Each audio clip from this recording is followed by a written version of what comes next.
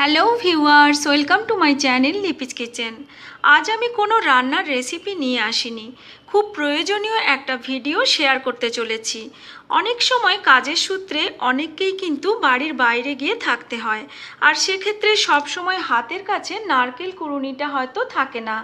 সেই বন্ধুদের জন্য যাতে কুড়ুনি ছাড়াই নারকেল কুড়িয়ে নিতে পারেন খুব সহজেই, সেই নিয়েই আজকের আমার ভিডিও।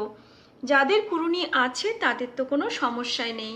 আমার চ্যানেল এখনও না সাবস্ক্রাইব করা থাকলে আমার চ্যানেলটি সাবস্ক্রাইব করুন, আর আমার নতুন নতুন রান্নার রেসিপি আর এরকম প্রয়োজনীয় ভিডিও পাওয়ার জন্য আমার চ্যানেলটিকেও সাবস্ক্রাইব করার পর বেল আইকনটি প্রেস করতে ভুলবেন না যেন।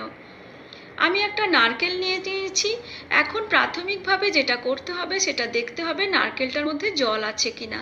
এভাবে ঝাঁকিয়ে নিয়ে খুব সহজেই বোঝা যায় জল আছে কিনা। যদি জল থাকে তাহলে বুঝতে হবে নারকেলটা ফ্রেশ হতে পারে।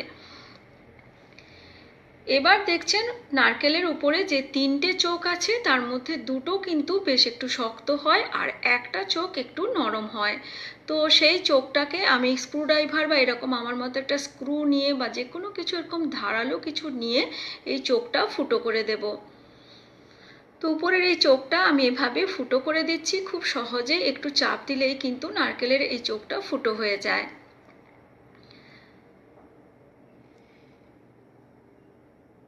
খুব সহজেই আমি এটা ফুটো করে ফেলেছি।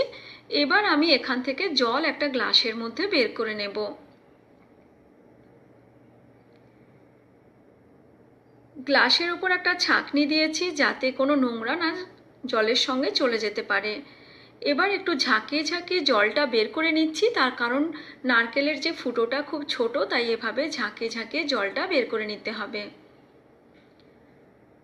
জলটা বের করার পর কিন্তু আমি জলটা টেস্ট করে নেব। অবশ্যই জলটা টেস্ট করে নিতে হবে। যদি দেখেন জলটা থেকে তেল গন্ধ বা একটুখানি বাজে স্মেল আসছে তাহলে বুঝতে হবে নারকেলটা ফ্রেশ নেই। আর যদি জলটা ফ্রেশ হয় তাহলে বুঝতে হবে নারকেলটা ফ্রেশ আছে। তো জলটা এখন আমি টেস্ট করে নিচ্ছি, আর টেস্ট করে নিয়ে যদি দেখি জলটা ভালো আছে তবেই কিন্তু আমি আগের প্রসেসে চলে যাব। আমি জলটা টেস্ট করে নিয়েছি, জলটা খুব ভালো আছে, একেবারে ফ্রেশ আছে। এখন কিন্তু আমি নারকেলের পরের প্রসেসে চলে যাচ্ছি। এখানে দেখতে পাচ্ছেন আমি গ্যাসের ফ্লেমে নারকেলটা বসিয়ে দিয়েছি, আর এই ফ্লেমটা কিন্তু মিডিয়াম টু হাইয়ে রাখতে হবে। লোতে রাখবেন না, তাহলে অনেক বেশি সময় যাবে, তাতে কিন্তু নারকেলের ভেতর পর্যন্ত পুড়ে যেতে পারে, সেক্ষেত্রে নারকেলের টেস্টটা বিগড়ে যেতে পারে। আমি একটু সময় পুড়িয়ে নিচ্ছি, আর তারপরেই দেখবেন এভাবে ক্র্যাক এসে গেছে। দেখতে পাচ্ছেন নিশ্চয়ই এখানে এরকম ক্র্যাক দেখা দিয়েছে। এরকম ফাটল বা ক্র্যাক দেখা দিলেই কিন্তু ফ্লেমটা অফ করে দেব। বেশিক্ষণ পুড়িয়ে নেওয়ার দরকার নেই। তারপর নামিয়ে ফেলার পর এটাকে একটা আমি কাপড় দিয়ে ভালো করে মুছে নিচ্ছি। আপনি চাইলে কাপড় বা কাগজ দিয়েও এটা মুছে নিতে পারেন, কিন্তু কখনোই এটা ধুয়ে নেবেন না যেন। এভাবে মুছে নিতে হবে খুব ভালো করে, যাতে লেগে থাকা সামান্য যে কালি সেটা যাতে চলে যায়। এভাবে মুছে নেওয়ার পর তারপরে একটা ছুরির সাহায্যে এভাবে আলতো আলতো চাপ দিলেও কিন্তু খুব অনায়াসেই এভাবে বাইরের যে শক্ত কভারটা এটা ছেড়ে চলে আসবে। দেখতে পাচ্ছেন আমি কিভাবে চাপ দিয়ে দিয়ে এটা কভারটা ছাড়িয়ে নিচ্ছি। তারপর এভাবে হাত দিয়েও খুব সুন্দরভাবে খুলে নিচ্ছি কভারটা। পুরো কভারটা খুলে নিয়েছি।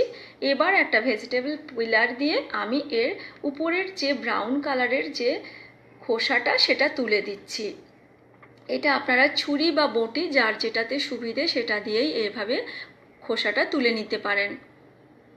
আমি পিলার দিয়ে খোসাটা তুলে নিয়েছি। এরপর বড় বড় ফালি করে এভাবে কেটে নিচ্ছি ছুরি দিয়ে। দেখতে পাচ্ছেন খুব সুন্দর কাটা হয়ে গেছে। এবার একটা গ্রেটার দিয়ে এভাবে নারকেলটা গ্রেট করে নিচ্ছি। এই গ্রেটার তো সবার কাছেই থাকে, তাই কোনো সমস্যা নেই। এভাবে মিহি একটা গ্রেটার দিয়ে আমি গ্রেট করে নিচ্ছি, আর গ্রেট করে দেখাচ্ছি নারকেলটা কত সুন্দর মিহিভাবে, একেবারে নারকেল কুড়ুনিতে যেমন কুড়ানো হয় সেভাবেই কিভাবে হয়ে যাচ্ছে নারকেলটা। অনেকটা নারকেল আমি এখন কুড়িয়ে নিয়েছি। এবার আপনাদের দেখাচ্ছি নারকেলটা কতটা সুন্দর মিহিভাবে কোড়ানো হয়ে গেছে। দেখতেই পাচ্ছেন নারকেলগুলো কতটা সুন্দর মিহি হয়েছে। তাহলে কুড়ুনি ছাড়াও কিন্তু আমরা এইভাবে খুব অনায়াসে নারকেল কুড়িয়ে নিতে পারি। তো বন্ধুরা, আশা করি আপনাদের আজকের এই ভিডিও ভালো লেগেছে। আর ভালো লাগলে লাইক, শেয়ার ও কমেন্ট করতে ভুলবেন না যেন। আর ভিডিও সংক্রান্ত কোনো প্রশ্ন থাকলে অবশ্যই কমেন্ট বক্সে জানাতে পারেন। আজকের মতো এই পর্যন্তই, আবার হাজির হব নতুন কোনো রেসিপি নিয়ে। সবাই ভালো থাকবেন। Thanks for watching my video.